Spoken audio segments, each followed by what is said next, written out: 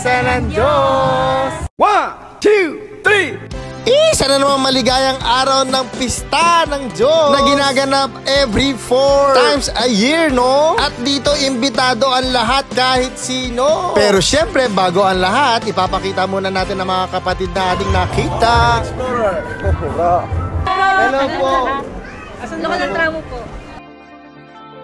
Video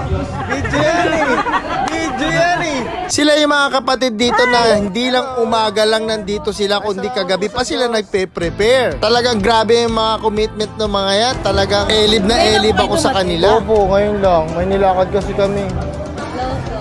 Medyo tinanghali lang talaga kami ng punta. Pasensya na po dahil meron lang po kaming nilakad. Pero sa awat tulong ng Diyos, nakapunta pa rin kami. Mula pa lang umaga, ang dami-dami na ng pila. Ang haba-haba niya. At hindi lang po sa iisang lugar yan, kundi simultaneously po ay nagaganap ang Piyesta ng Diyos o Brethren Day. Na kung saan, ayan, namimigay po ng mga free groceries, free check-up, medical assistance, at iba't iba pang pangangailangan ng ating mga kababayan. Kubo yun?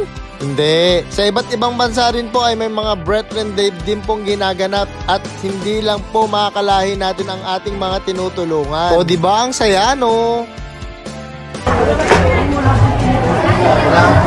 At eto pa nga, may mga palaro din dyan katulad dito mga Bible quiz na to. Meron din mga pa-games naman mga premyo. Tapos ang mga kabataan dito talagang involved sa gawain kaya napakasayang tignan. Happy Fiesta ng Diyos! Parang lokal ng tunasan!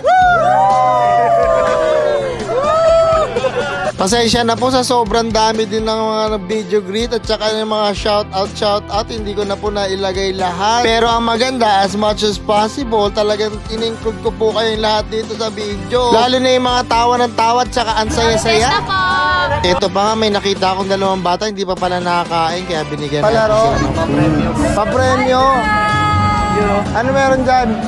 Ito pang mga kabataan na to, tuwan-tuwa rin ako dahil talagang nagpapa-shoutout sila. Lahat na ata ng kapitbahay nila, pinashoutout nila, pati yung mga alaga nilang pusa. Nakakatuwa talagang isipin, bawat kapatid na makikita mo rito, punong-puno ng kasiyahan, laging nakangiti, ang saya-saya nila. Naubo pa nga yung isa, pero bumubelo lang pala dahil magbi-video greet sila. Tapos meron pala tayo ditong katrupa. Mga katrupa. O diba, ang saya-saya? Nag-uuwian na rin yung mga kapatid dahil para bukas naman magpe-prepare naman tayo sa 3 araw nating pasasalamat. Siguradong sure na sure ako dahil bukas mabubusog na naman tayo ng alam nyo na. Kaya dapat agahan natin magpunta, ha? Shoutout sa Sukat Munti!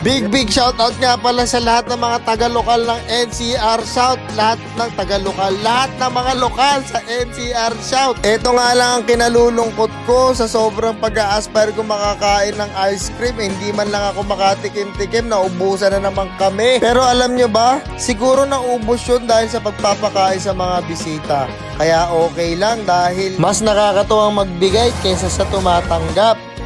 Sana loobin ng Diyos palagi tayo makagawa ng mabuti, hindi lang sa ating mga kaibigan o sa ating kapwa, kahit pa sa mga kaaway. Kapag nagugutom, pakanin mo. Kapag nauuhaw, painumin mo. Kapag nangungutang, pautangin mo. Pautangin mo ba? Yan ang bili ni boss eh. Wala kayong service? Hindi kayo kasya sa akin eh. Kaya hindi ko na kayo aalukin. No? Ingatan Po, ingatan na nga po mga kapatid.